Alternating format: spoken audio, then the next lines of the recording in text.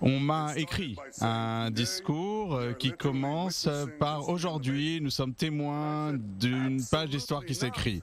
Et j'ai dit non, absolument pas. Aujourd'hui, c'est nous qui écrivons l'histoire. Nous ne sommes pas des témoins. Nous écrivons l'histoire pour les générations à venir. C'est la première visite officielle des Émirats arabes unis en Israël.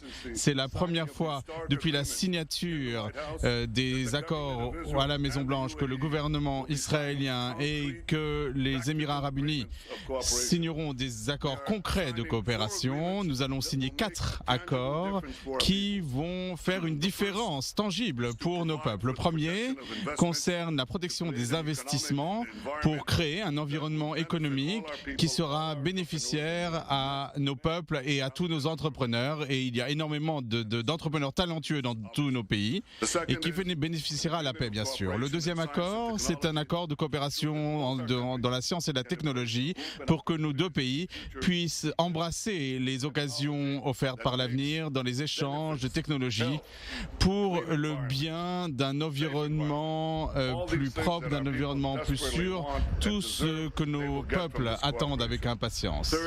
Le troisième accord vient faciliter l'aviation civile pour connecter Israël et les Émirats arabes unis avec des vols directs, et les Israéliens pourront atteindre de nombreuses destinations en Orient et en Asie.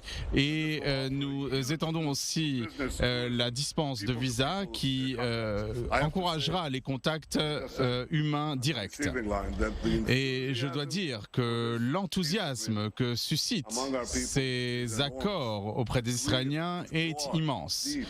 C'est un enthousiasme très profond qui reflète le potentiel que nous réalisons aujourd'hui. J'étais hier à bord d'un bateau qui venait d'Abu Dhabi avec des marchandises. Cela va faire baisser les prix en Israël et encouragera les échanges mutuels de savoir, de technologies. Tout cela bénéficiera énormément à nos deux pays, mais à l'ensemble de la région. Je suis convaincu que la visite d'une délégation de haut niveau des Émirats arabes unis ainsi que les accords que nous allons signer vont bien montrer à notre peuple et au peuple de la région et au monde tout entier les avantages qu'il y a à avoir des échanges pacifiques et normaux. Je suis convaincu que de plus en plus de gouvernements au Proche-Orient comprennent, comme nous aujourd'hui, qu'il vaut mieux travailler ensemble en tant qu'amis.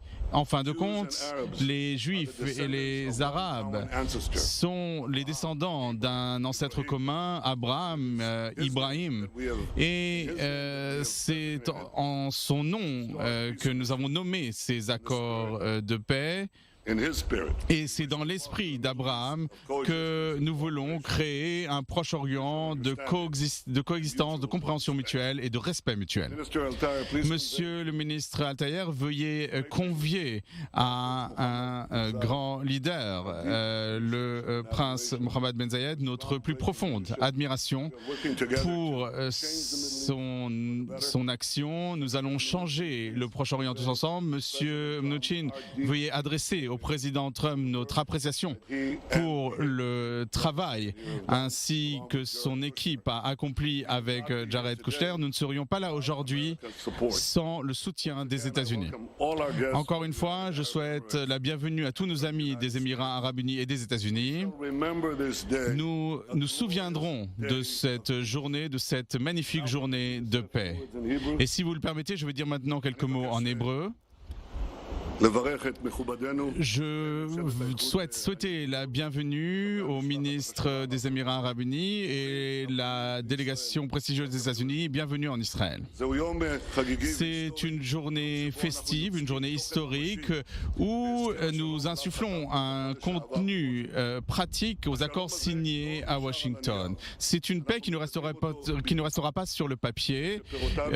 Nous voulons que les fruits de cette paix mûrissent le plus rapidement possible possible. Et certains de ces fruits, nous les voyons déjà aujourd'hui. Aujourd'hui, nous allons signer des accords de coopération dans plusieurs domaines, dans le domaine des visas, de l'aviation, dans les investissements, ce qui va approfondir les relations d'affaires et de tourisme entre les deux pays. Nous allons signer un accord pour des vols directs entre Israël et les Émirats, plusieurs dizaines de vols par semaine. Les citoyens des Émirats viendront nous visiter et nous ferons de même. Cela permettra d'avoir des vols meilleur marché et plus courts vers d'autres destinations dans le monde. La troisième chose, ce sont les investissements. Nous allons créer un environnement qui sera bénéficiaire aux investisseurs et tout cela dans le respect mutuel et dans l'enthousiasme qui est joint à tous.